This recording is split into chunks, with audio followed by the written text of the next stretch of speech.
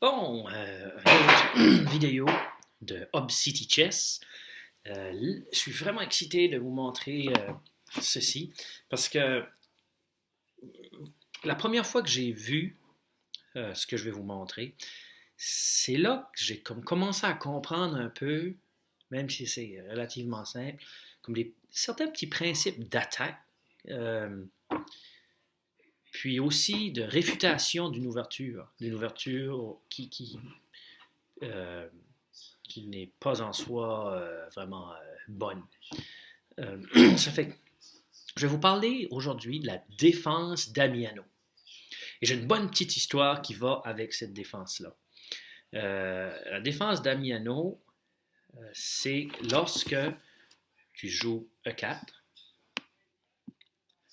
E5, cavalier F3, qui est un coup qui fait du sens, qui continue à utiliser la base, les principes d'ouverture, excusez, les principes de base d'ouverture, qui attaque le pion noir, puis les noirs décident de protéger ce pion-là avec ce pion-ci.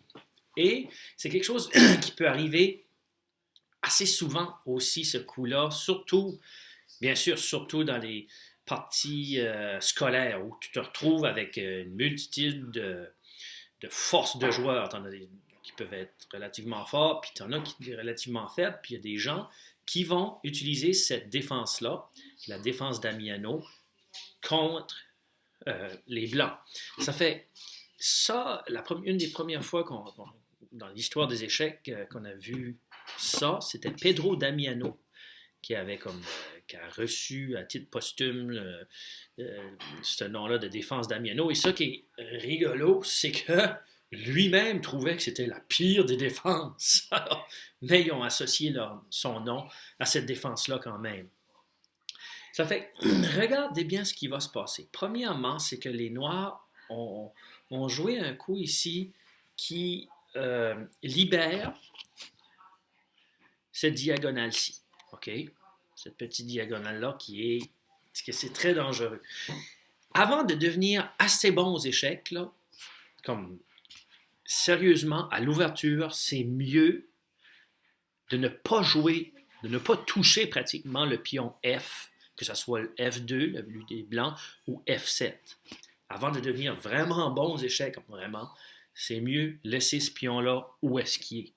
Parce que ce qui se passe tout de suite, si vous regardez, juste en regardant, le pion empêche le cavalier de sortir une belle case en le mettant là. OK, il protège le pion, mais on va voir dans pas longtemps qu'il ne protège pas si tant que ça. Puis, comme je disais, il y a cette diagonale-là qu'on va se servir. OK? Bon. Alors là, à cause de ça, à cause que les Noirs viennent d'ouvrir cette diagonale-là, ça donne l'opportunité aux Blancs de montrer d'une manière assez agressive euh, comment de punir finalement les Noirs pour avoir fait un coup qui est presque suicidaire ici. Alors, on va regarder qu'est-ce qui va se passer. Je veux juste vous avertir que le niveau de violence ici qu'on va avoir à faire est très élevé, très très élevé. Et c'est sûr que si cette partie-là passerait au cinéma, ce serait facilement comme ce serait simplement ce serait pas PG, là. OK? Ce serait pas PG, je pense pas que ce serait 14 ans et plus. Possiblement 18 ans et plus. Alors, c'est juste un avertissement. Alors, regardez bien ce qui va se passer. Les Blancs ici ont joué un coup intéressant. Et ça, j'ai déjà joué ça moi-même provincial. C'est ma dernière partie championnat provincial. Puis, l'adversaire avait les Noirs. Puis, j'avais tout perdu. C'était mon premier provincial, j'avais tout perdu mes autres parties, c'était ma dernière partie. Ben, j'avais vu cette ouverture-là d'un livre. Alors, c'est là que ça se passe. Là, mon adversaire, quand il a vu que j'ai pris son pion comme ça, bien sûr, il était bien content. C'était, ah ben, ça va, non, ça va être une facile celle-là. Ça fait, il y a bien sûr capturer le cavalier avec le pion. OK? Bon. Et c'est là que tout va débouler. Lui était content, mais moi, je savais qu'est-ce que je faisais parce que je l'avais déjà vu dans un livre. Échec au roi. Alors là, je fais échec au roi. Et j'attaque le pion. Bon. Ah! Et je répète, ça peut vous arriver si vous jouez dans un tournoi. La défense d'Amiano, il y a certains amis qui jouent encore ça. Alors, échec au roi. Le roi est attaqué. Il y a 2 coups. Si il joue là, la dame capture ici, échec au roi, puis après, elle va capturer la tour là. Et l'avantage matériel fait que les blancs devraient en principe gagner. OK? Ça fait, moi, mon adversaire était quand même assez bon, disons, pour voir ça. Bien sûr, c'était un provincial scolaire. Ça fait, ce qu'il a fait, c'est qu'il a pensé, bon, ben, je vais jouer mon roi, je ne perdrai pas ma tour, puis j'ai encore une pièce de plus. Ça fait que là, ça va aller mal. Regardez bien. Et c'est ici, là, les âmes sensibles, là, veuillez vous abstenir. Échec au roi. Le roi a seulement cette case-là.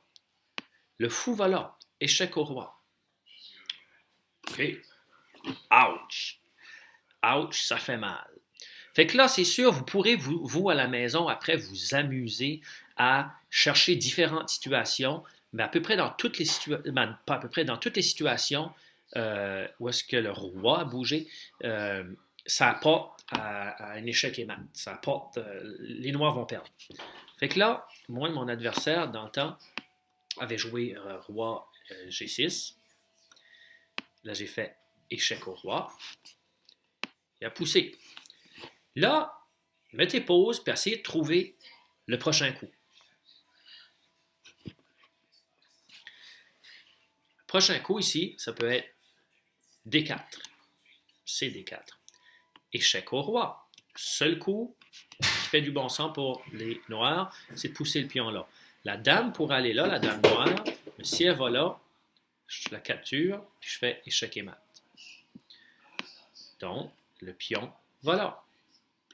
Encore une fois, je vous demande, en étant les blancs, mettez pause, puis essayez de voir qu'est-ce qui va être, essayez de trouver le coup des blancs.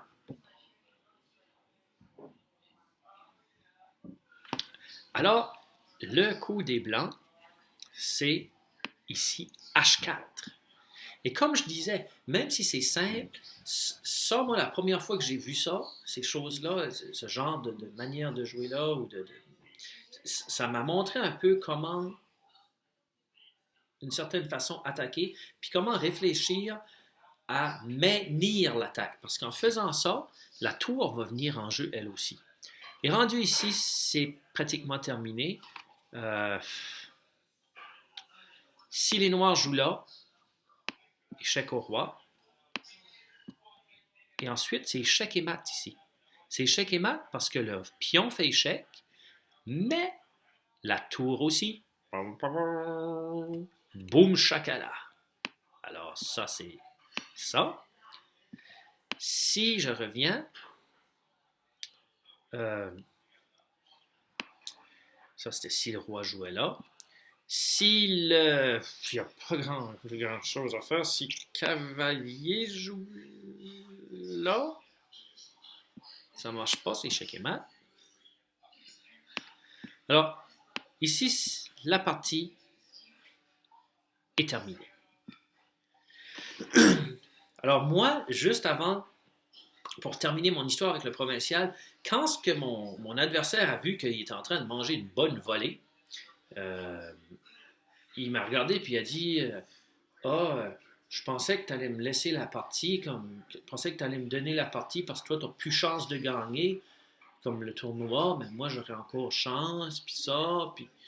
Ben là, j'ai dit, j'ai même rien dit, j'ai juste continué, puis j'ai juste battu, j'avais rien à dire, pareille chose. Tu essaies toujours de jouer du mieux que tu peux, battre l'autre, c'est ça le jeu, c'est ça les échecs, c'est ça que c'est. Puis de jouer des bons coups surtout, ça fait que c'est pas vrai que j'allais aller jouer au provincial puis donner une partie partie nulle, mais j'avais trouvé ça pas mal comique. Ça fait c'était la défense d'Amiano. Alors j'espère que vous allez avoir beaucoup de plaisir avec ça. Puis comme je dis, vous allez voir que je vais juste ramener la position là, initiale de la défense. Alors, cavalier joue là. Puis c'est quelque chose que j'ai vu assez souvent au provincial. Il protège comme ça. Alors, ça démarre tout du fait que ceci, c'est ouvert. Il y a une grosse différence entre ce coup ici, la défense d'Amiano, et ici, la défense Philidor. La défense Philidor est bonne. La défense d'Amiano ne l'est pas. Et juste pour dire, si tu captures là, vraiment, étrangement, même si le pion, c'était pour protéger le pion, le seul coup ici qui fait du sens, c'est ça. Puis encore, si vous vous amusez à regarder différentes lignes, vous verrez que les blancs s'en sortent mieux au niveau du développement des pièces. Merci beaucoup, c'était Hub City Chess en direct, manière de Riverview. Hub City Chess.